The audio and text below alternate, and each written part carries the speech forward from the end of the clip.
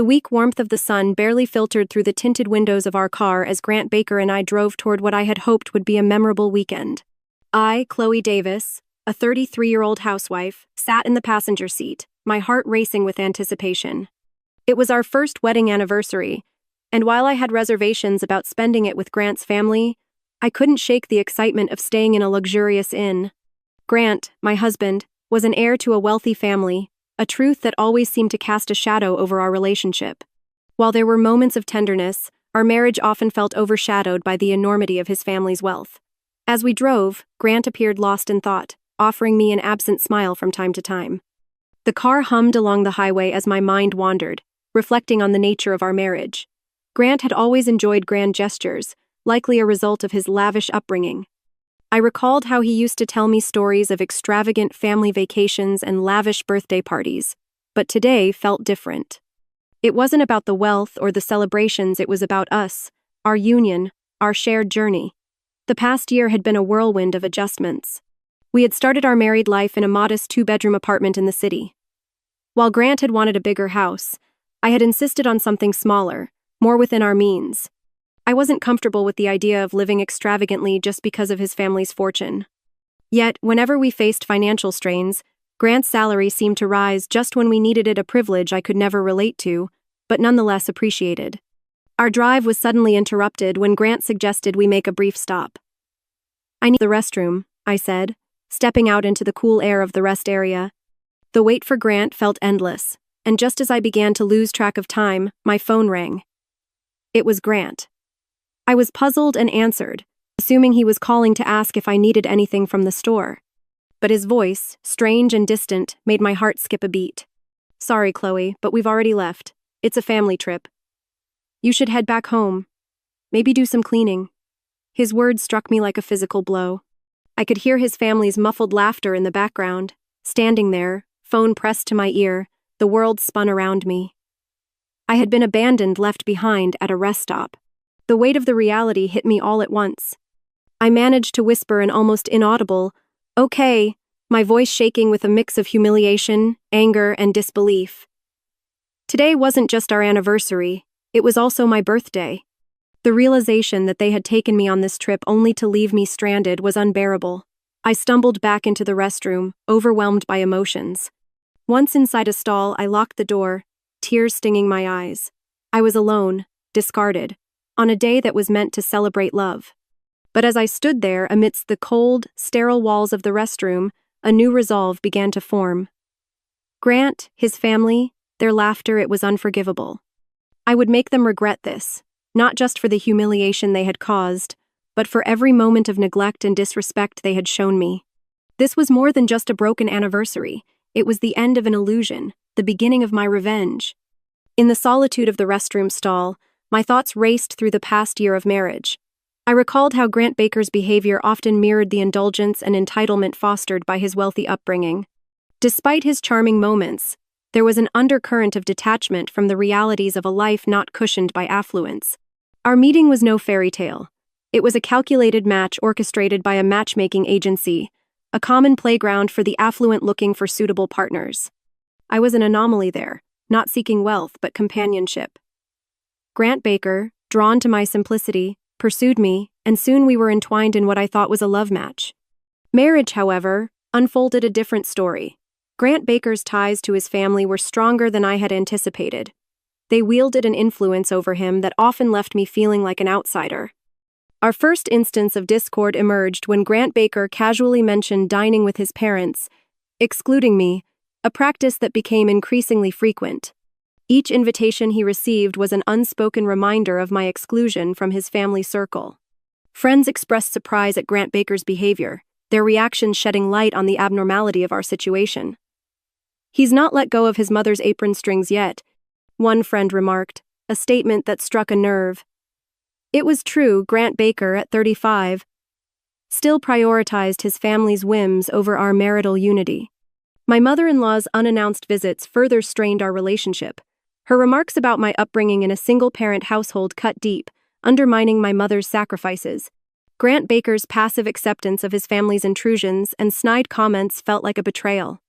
The promise of our anniversary trip had been a glimmer of hope, an opportunity for Grant Baker to demonstrate his commitment to our marriage.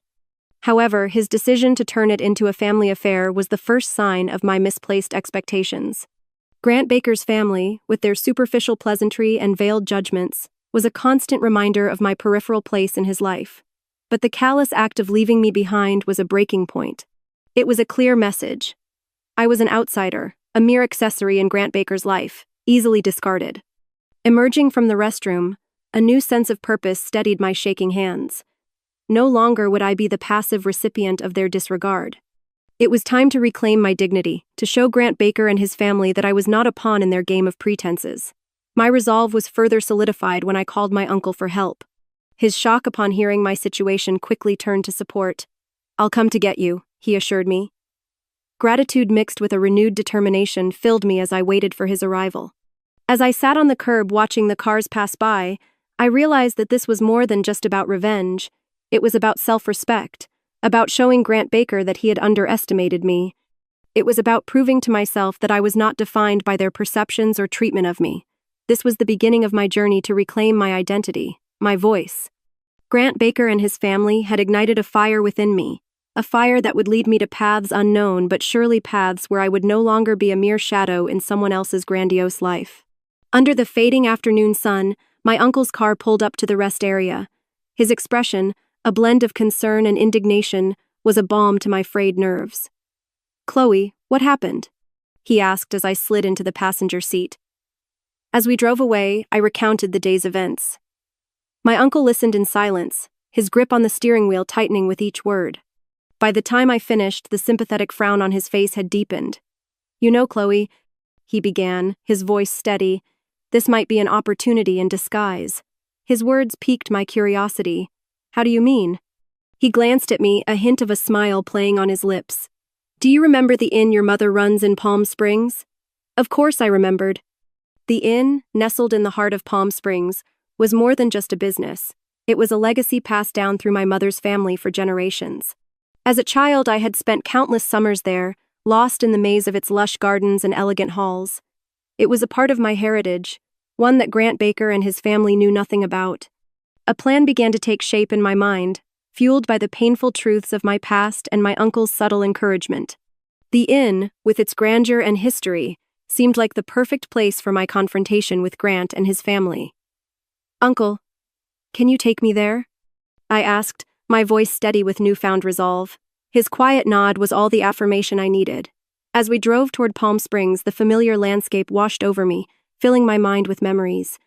The inn, a testament to my family's strength and resilience, stood in stark contrast to the superficial world I had been caught in with Grant Baker. Upon arriving, the inn greeted me with its timeless elegance. Many staff, faces I had known since childhood, welcomed me warmly. But it was my mother, the inn's dignified owner, who provided the grounding I needed. I said, embracing her tightly, "I need your help." In the calm of her private quarters, we shared a quiet moment over tea, and I recounted everything. My mother listened intently, her face a mixture of anger and sorrow. When I finished, she took my hands in hers, her grip firm. "Chloe," she said, her voice resolute, "you are so much more than they've led you to believe. It's time they see the real you, the strength and grace you carry." Together, we hatched a plan. Grant Baker and his family, unaware of my ties to the inn, were due to stay that night. This would be our opportunity to reveal the truth, to show them that the woman they had carelessly discarded was not some insignificant housewife, but someone with roots, with power, with a future far grander than they had imagined. As evening descended, I prepared myself. Donned in a gown once worn by my mother, I felt a transformation, not only in my outward appearance but in my spirit. This was no longer just a confrontation, it was a reclaiming of my identity. My mother and I stood side by side, ready to face the people who had underestimated me. The stage was set.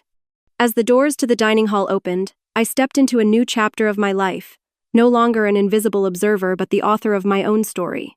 The dining hall buzzed with conversation and the clinking of silverware. Grant Baker and his family settled in, oblivious to the storm that was about to descend. From the shadows, I watched, my heart racing with anticipation and determination. My mother, ever the poised hostess, entered the room with elegance. The chatter quieted as she began to speak. "Welcome to our inn," she said, her voice steady. "I hope your stay is memorable." Her gaze flicked briefly to me, a silent gesture of support. As the dinner continued, I overheard fragments of conversation. Each word from Grant and his family added fuel to the fire of my resolve. Their laughter, once something that made me feel small and unseen, now rang hollow in my ears. And then, the moment arrived. Dessert was served, and my mother, carrying a cake lit with candles, entered the room. "Tonight we celebrate a special occasion," she announced. "It's the birthday and wedding anniversary of one of our guests, Miss Chloe Davis. Where might she be seated?" Her voice, calm yet with an undercurrent of defiance, echoed through the room. The guests fell into a stunned silence.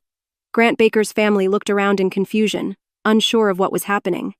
In an attempt to salvage her dignity, my mother-in-law raised her hand.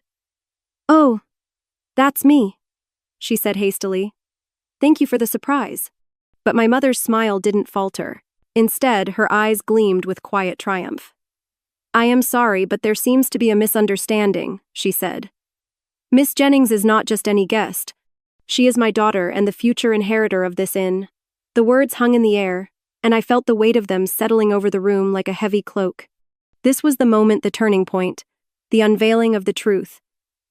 The illusion had shattered, and the real Chloe Davis was standing in front of them, unbowed and unapologetic. The silence in the room was almost suffocating. Then, with deliberate steps, I emerged from my hiding place and stood beside my mother. The look of shock and disbelief on Grant Baker and his family's faces was an image I would carry with me forever. "Grant Baker," I began, my voice calm but resolute. "You left me stranded at a rest stop thinking I was powerless, that I was alone. But you were wrong. I am not the woman you thought you could easily discard. This inn, a symbol of my family's legacy, will one day be mine." The realization dawned on Grant and his family. The woman they had dismissed was far from the helpless figure they had imagined. I saw a mixture of emotions flicker across Grant's face: confusion, understanding, and eventually fear. My mother-in-law sputtered in disbelief, trying to salvage the situation. "This is absurd. You are lying." "No, Mother," Grant interrupted, his voice low, almost a whisper. His gaze met mine, and for a brief moment, I saw a glimmer of the man I had once believed I married. The air in the room was thick with tension, everyone grappling with the sudden, unspoken truth. I took a deep breath and delivered the final blow. "Grant Baker, I am leaving you. Our marriage, built on the superficial values of your family and their disrespect for me, is over. I deserve more, and I will find it no longer as your shadow, but as a woman of strength and dignity." With those words, I turned and walked out of the dining hall, leaving a stunned silence in my wake. My mother followed closely, her arm around my shoulders in silent solidarity. That night, not only did I confront Grant and his family, but I also freed myself from the suffocating chains of their expectations. I had reclaimed my identity not as Grant Baker's wife, but as Chloe Davis, a woman with her own legacy, her own future. In the days that followed, the world seemed to shift. I had faced my fears, spoken my truth, and in doing so, liberated myself from the confines of a loveless marriage. Leaving Grant and his family was not just an act of defiance. It was a declaration of my independence, a statement of my worth. As expected, the aftermath was a barrage of phone calls and messages from them. Each voicemail, each text was a mixture of apologies, pleas, and in some cases, subtle threats about the consequences of my decision. But I remained resolute. The Chloe who might have faltered, who might have succumbed to guilt or fear, was no more. The divorce proceedings were surprisingly swift. Perhaps it was the realization on their part that fighting me was futile, or maybe it was their desire to avoid public humiliation. Regardless of their reasons, it didn't matter to me. My focus was on the future, the path I had chosen, the new life growing within me. The news of my pregnancy, once a source of uncertainty, had now become a beacon of hope, a tangible symbol of new beginnings. My mother, ever supportive, was thrilled at the prospect of becoming a grandmother. Together, we began to plan not just for the arrival of my child, but for the intertwined lives we would lead, grounded in the legacy of the inn. In those moments of planning, envisioning a future where my child would grow up surrounded by the love and strength of our family, I found peace.